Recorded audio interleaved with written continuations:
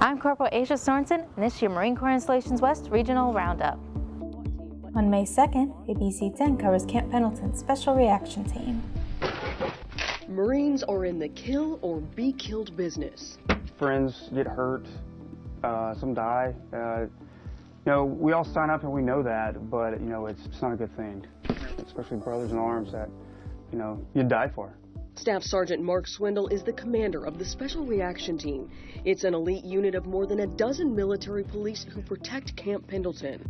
Navy, CAL FIRE, and the Sheriff's Department all had May 5th, various outlets cover Camp Pendleton's annual aerial wildland firefighting exercise. From the air and on the ground, Marines from Camp Pendleton, the Navy's 3rd Fleet, CAL FIRE, and the San Diego Sheriff's Department are all working together.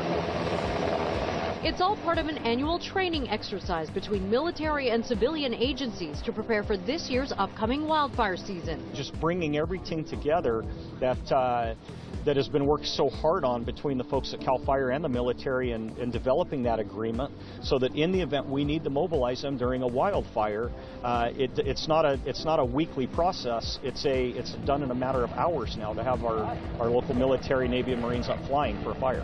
May 6th, Sergeant Major Scott Helms relinquishes his duties as Sergeant Major of Marine Corps Installations West, Marine Corps Base Camp Pendleton. Sergeant Major Scott R. Helms relinquished his duties as Sergeant Major of MCI-West to Sergeant Major Julio E. Meza. The relief and appointment was followed by Sergeant Major Helms' retirement after 30 years of faithful service in the United States Marine Corps. Also on May 6th, Marines with 3rd Marine Aircraft Wing's Chemical, Biological, Radiological, Nuclear Unit conduct hazardous material training aboard Marine Corps Air Station Miramar. It's assessment consequence management. We are trained to assess the area, see what the potential problem is, whether it's an explosion, fire, or otherwise, and we have the tools and training to go in there and mitigate the hazard.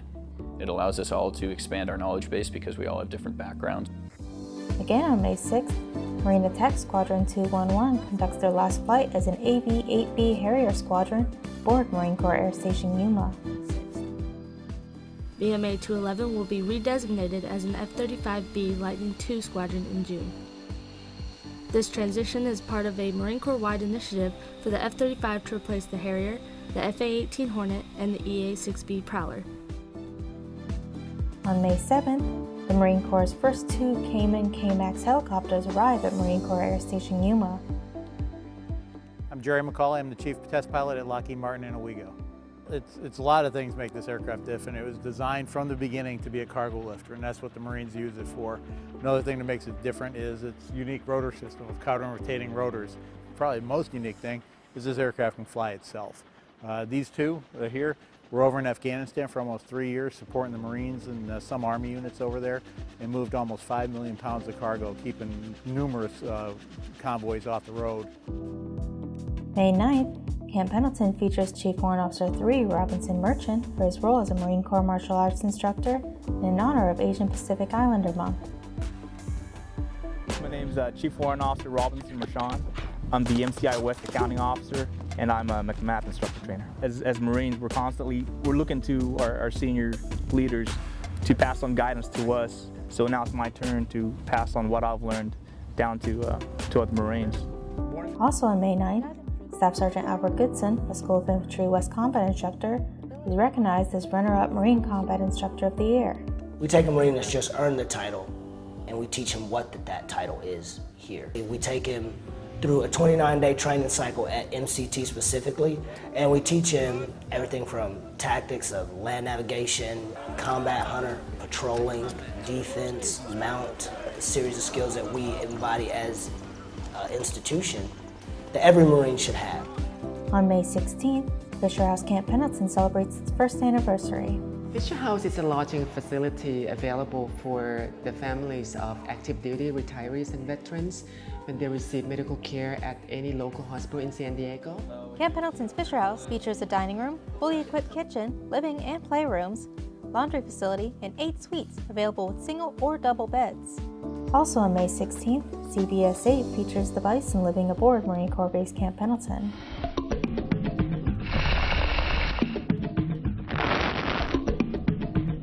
Over Over the grassy hills and mountainous terrains, they roam. American royalty grazing as America's finest trains. This is a very busy military base, but keep in mind it's also 220 square miles. Countless miles for these bison to walk free on Camp Pendleton. On May 18th, the son of a Camp Pendleton Marine receives a service dog during a ceremony at headquarters in Support Battalion. And James Score are San Diego natives, but they currently are living in Seattle. Their service dog Zoe is a member of Pet Partners at the local Ronald McDonald House in Washington. Chris Simpson was a patient at a hospital up there while Dad was stationed in the area. Chris has suffered for years and has had health issues since birth. He had brain surgery early on in his life and he is mentally disabled. On top of that, in just 16 years, he has undergone 3 heart transplants. After spending a year in the hospital, Chris shut down. He was quiet. He stopped talking and refused his medicine. That is until he met Shepherd Mix and certified service dog Zoe. He would talk to Zoe, play with her, and would even get out of bed just to play with her on the ground. The day after Chris met Zoe, he got a heart transplant, which was a huge success. May 21st, Camp Pendleton Fire Department and various outside agencies take part in a hazard reduction burn. Today, it was all part of a controlled burn. The hazard reduction was conducted to improve firefighter and public safety, protect property, and minimize smoke impacts. The burn will also help limit the danger and size of potential wildfires. When it comes to putting out wildfires, firefighters say communication is key. The reason we have to have a good working relationship is communication. Communication is key in any type of organizational structure, and when you have an incident, if we lose communication, we lose control of the fire very quickly and also the incident at hand. On May 22nd, CNN features the Crucible at Camp Pendleton and explores how their experiences can be applied to breaking bad habits. For someone in the armed forces, training that becomes part of who you are can mean the difference between life and death.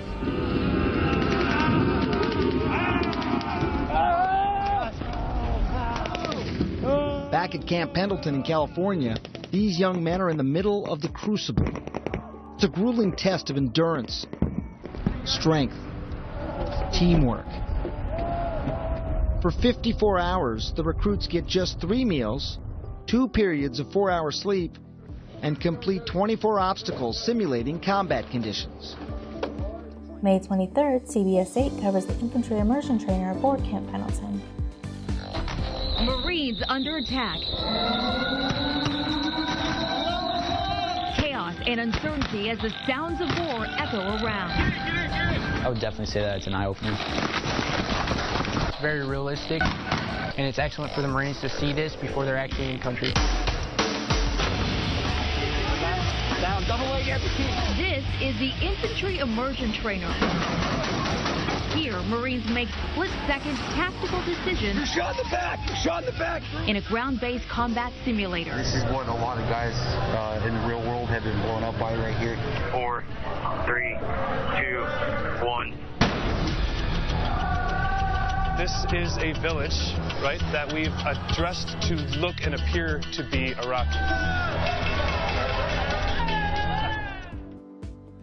May 30th, the city of San Clemente, with the support of Camp Pendleton Marines, holds a Memorial Day event at Park Semper Fi. So as we remember the service of those who've gone before and we honor the service of those in uniform today, it's with a deep respect for and recognition of the select few who've taken the oath to defend our Constitution against all enemies, both foreign and domestic, and to bear true faith and allegiance to the same. And for all those who've answered the call, and in memory of those who did not come home, we thank you for your service. And on May 31st, Camp Pendleton releases a public service announcement about the discontinuation of vehicle decals aboard the installation. Corps Base Camp Pendleton still requires the on-base registration of personally owned vehicles belonging to active duty personnel, family members living aboard the base, and Department of Defense civilian employees permanently employed aboard Camp Pendleton.